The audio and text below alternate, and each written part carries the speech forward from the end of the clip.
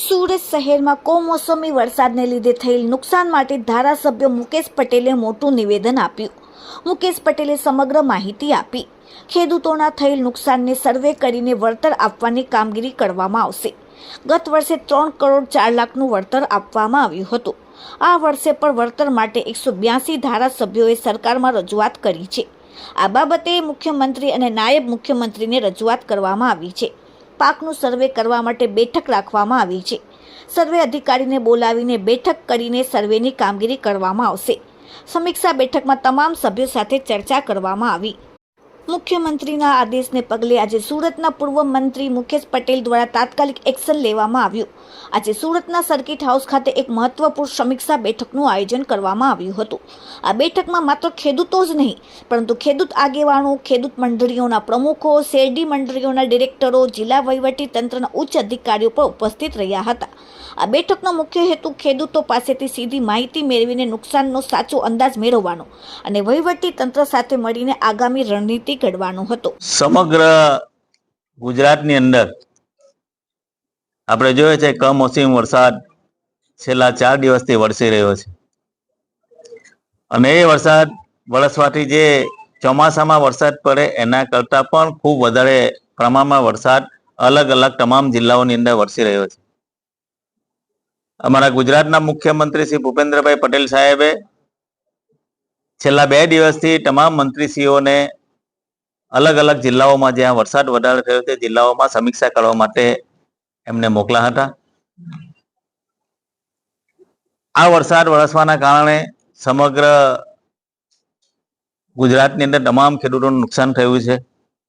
આપણે સૌ જાણીએ છીએ ખેડૂતોની આ વરસાદના કારણે ખૂબ કફોડી પરિસ્થિતિ બની છે.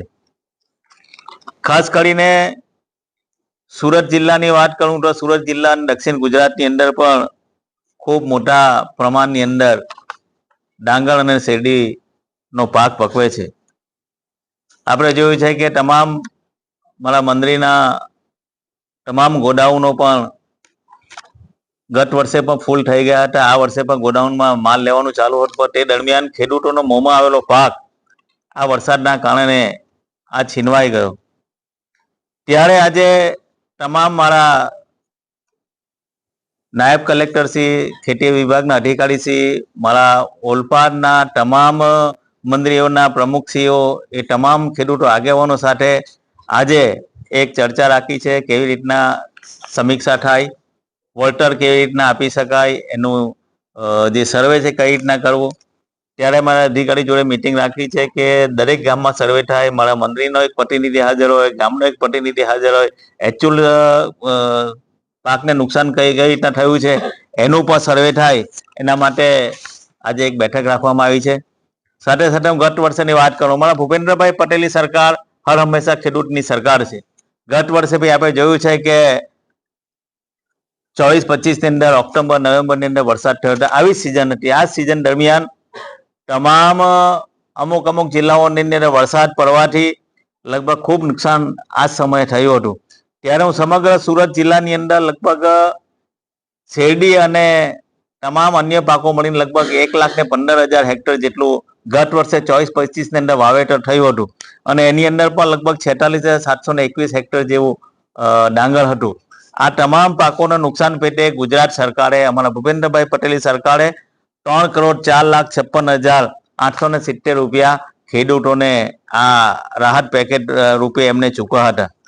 આ વખતેની વાત કરીએ તો આ વખતે પણ ખૂબ બધું નુકસાન થયું છે અને ગત વર્ષેની હું ઓલપાની વાત કરું તો લગભગ 25,939 હેક્ટર અલગ અલગ પાકો વાવેતર થયું હતું. એની અંદર લગભગ 19,220 હેક્ટર જેટલું ડાંગર હતું. એની અંદર ઓલપાડમાં બી લગભગ 22,25,000 જેટલી સહાયો આપણે ચૂકવી હતી.